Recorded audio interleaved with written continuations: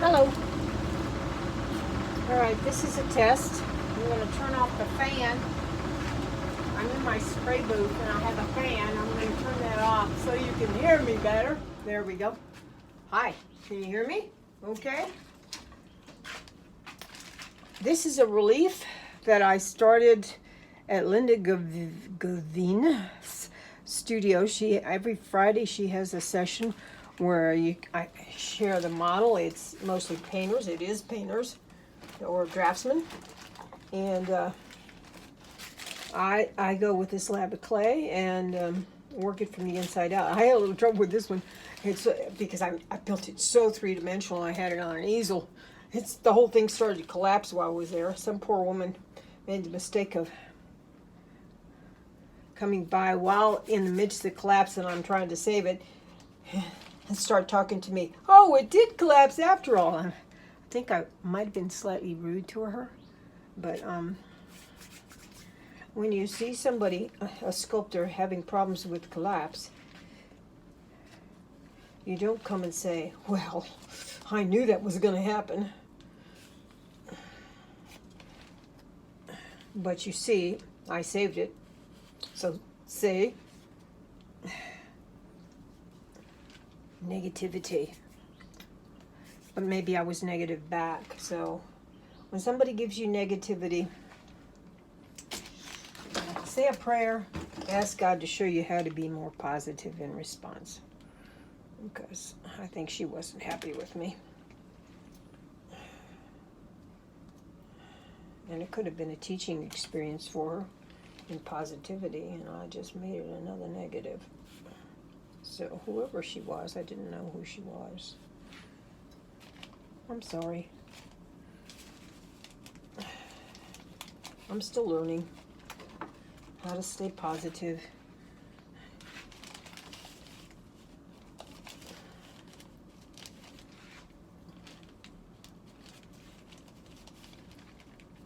Anyway, so I'm going to stop this video now and see if it actually took. I'm going to try not to move my stand so I know.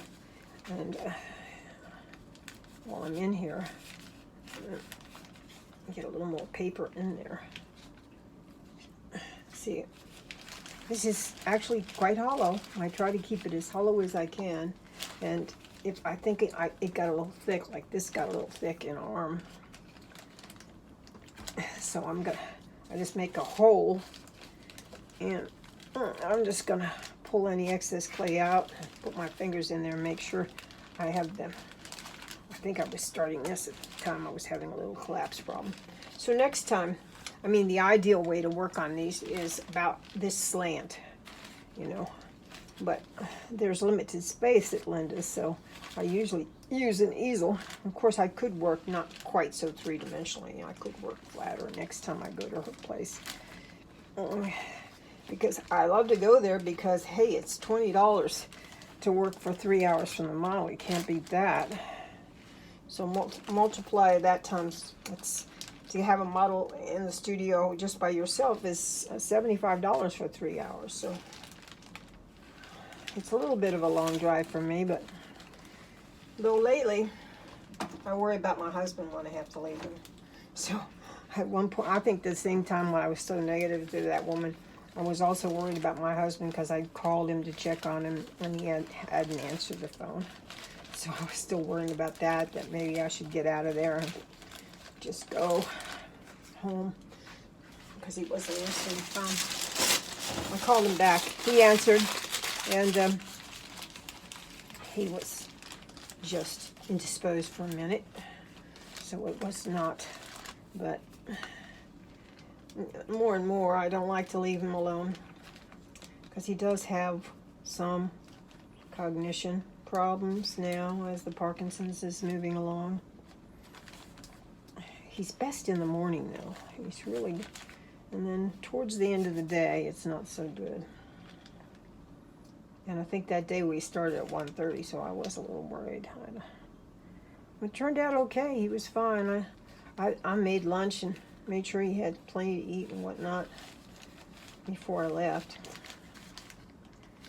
So Yeah, lately I feel bad if I'm stealing time from caring from him. But I shouldn't put it that way, should I? I shouldn't say stealing time.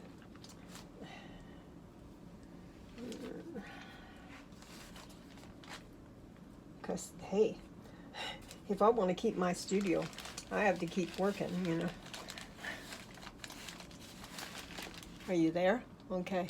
It's sort of dark in here, though. Let me see if I get better light. You tell me. Is that better light? Okay, I think so, yeah. So, the other day I saw a post on some clay thing, and the woman was talking about these terrible people that won't share how they do things. It's like, in other words, won't teach for free online. Like we don't have bills to pay, and I know I got a lot of bills to pay if I want to keep my studio, you know.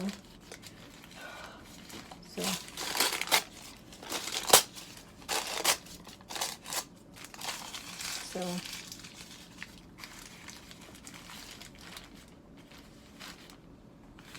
I must be in a mood, huh? I'm not being very positive. Oh dear. Well, it's the middle of the night here. I couldn't sleep, so I'm working. Okay? It's the middle of the night, I think. I don't know. I didn't check the time. It's still dark. Let's put it that way.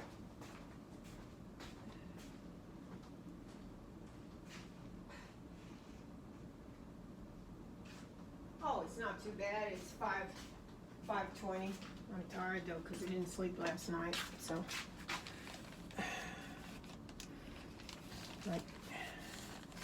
So, after I got home, I added the bird. I pretty much roughed her in at the workshop, and I wasn't really pleased with it all along. I'm still not pleased. I'm not so sure about the hat.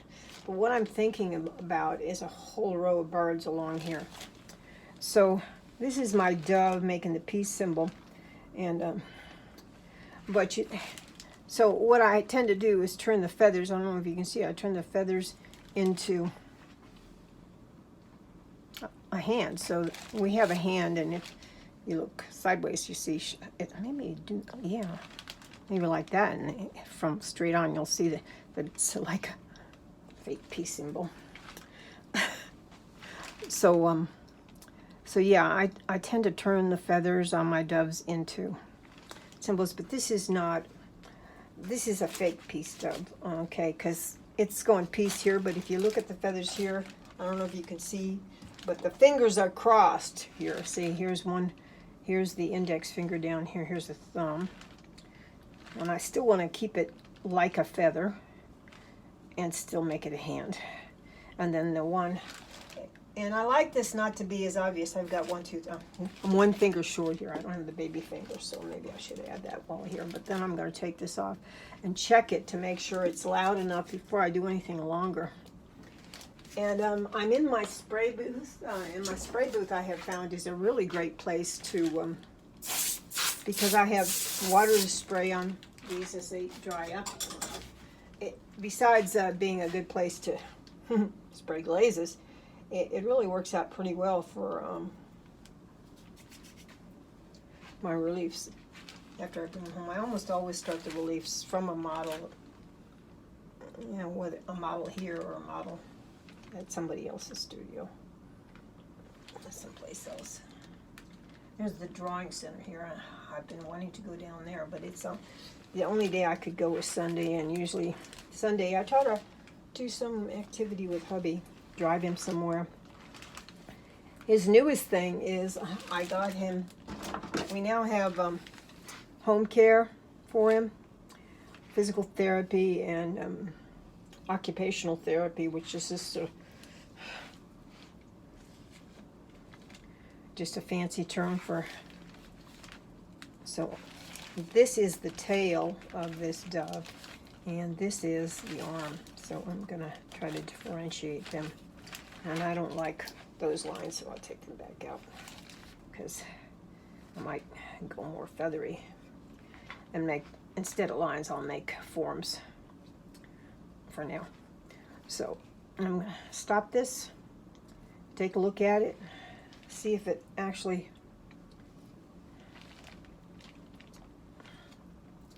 did. I think I need to make this arm come out a little bit. Yeah, there we go.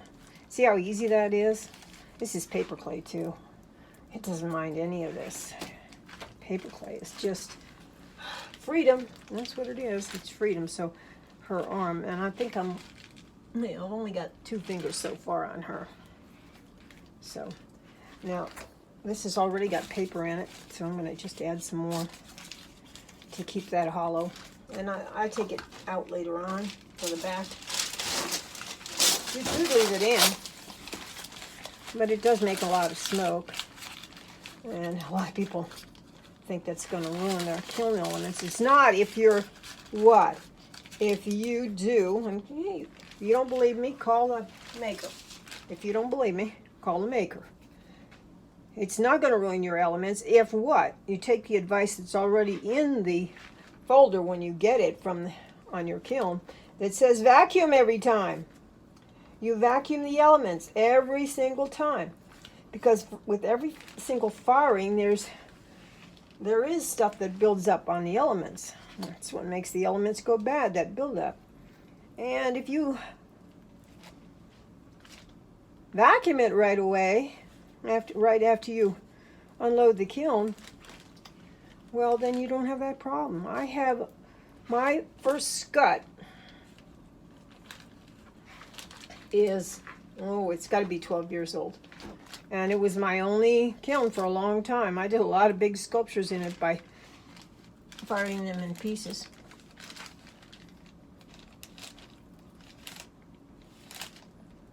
See, it's hard for me to stop.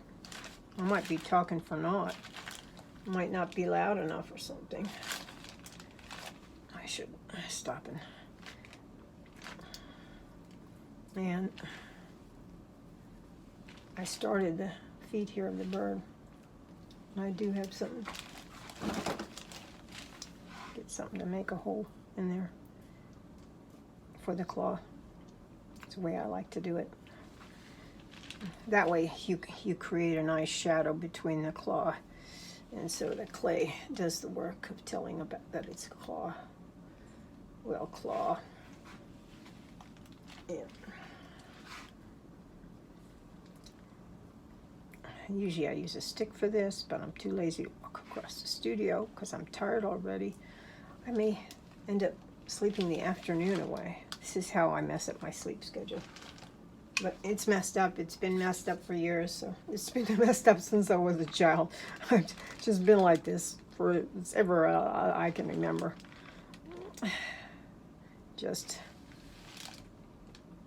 I'm a morning person, but my morning starts at 3. There we go. So that'll be a nice start for that. And while I'm here, I'll just take my scissors and darken that shadow. And I teach about all this stuff in my workshops. So if you haven't come for a workshop and you live in a cold climate in the wintertime and you just want to get away from that snow and all that mess, come to lovely Tucson in the winter. I've got a February workshop, which will be concentrating head, shoulders, eyes, the all-important eyes, and how to get them really round looking and how to make them expressive. And ears. Yep. When I see beginners or the untrained, it's usually the eyes that give it away right away. Called flat eyes. And it's one of the harder things to learn, but you can learn it in a 5-day workshop with me, and you will then have expressive eyes on your sculptures, which make all the difference. And then I have a tile workshop. It's going to be in March. I have an animal workshop in February. I've got 6 places left in that one. And so I think a bunch of birds here. Let's see. Might be too busy, but I want more than that bird. I want more to the story. Maybe over here. I've been wanting to do, I have not yet done, except in drawing, a sparrow I've liked. I haven't sculpted one I liked yet, so maybe I should decide I'm really going to get an expressive sparrow in this. Really get the feel of it. And what do you think? You think I should do a lace collar on this? So this needs to come back a little bit. This is a really nice tool, by the way. It's from China. If you leave them in water, they get loose there. But there are no American-made species of this that might be better made. Tool maker out there makes them. Okay, it's zigzag here, like a saw blade, and then smooth here. So you can really, you need a tough tool for paperclay because of the paper in it. It's really tough. It's not gonna just come away as easily as something else. Play without that. So you can go like that. It also helps to see divots and whatnot. And then with the same tool, you can come back and get rid of the lines. I a lot of times leave the lines like up here, I think in the hat. It's sort of nice. I might even use something even bigger for that. So I've got a whole bunch of, well, I've got several relief tiles in the, I'm thinking this needs to come back in space a little bit. Thinking it's three-dimensional. See how thin it is? I think so I'm just going to push that back and make it what I call a mushroom. So this is paper clay, and at this stage it's really quite wet. And I have a spray. It's got a cord on, like comes out of a washing machine, and then a hose end. And this is hot water. My cold water is in the back of the booth for the waterfall. Because this is a waterfall spray booth, and I think there's an album on how I made my waterfall spray booth in my Facebook album, so go there. And hey, if you go there, give me a shout out. Tell me you actually looked. Make me feel good. Make me feel good that I took those pictures and somebody actually got, you know, I first saw one on Tom Turner's page, and I took his plan and I messaged him, and he was kind enough to answer back some questions and whatnot. And then I sort of adapted it for me.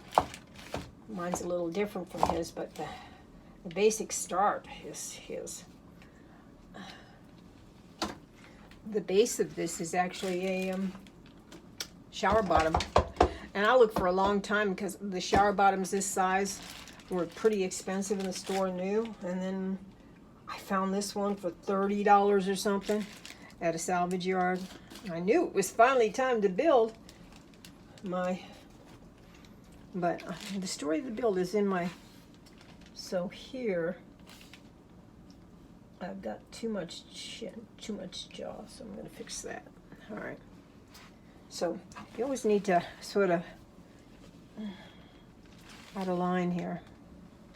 Keep a line so you can see, and then see what you've got. I'm a little high here. I'm going to have to come down a little bit with that, or I'm going to come up with this. I'm not sure which yet. All right, I'm going to stop. I keep on saying that. I'm going to stop and see what's what. First, I'm going to wash my hands, though. This water can come really hot eventually. I just started for the day, so it hasn't warmed up yet.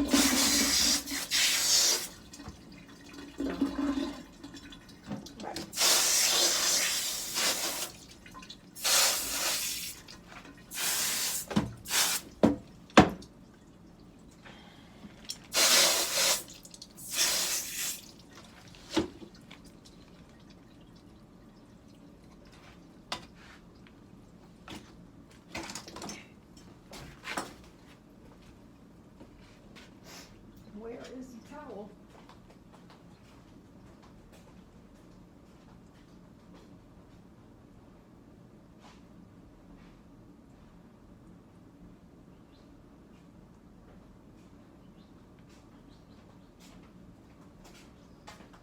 Bless my husband. He still does the laundry for me. Washes all my rags and towels and folds them up and puts them in the studio for me. Bless his heart. He's helped me a lot over the years. When I was a painter, he used to gesso all my panels. In the early days, I painted on canvas, but eventually, because I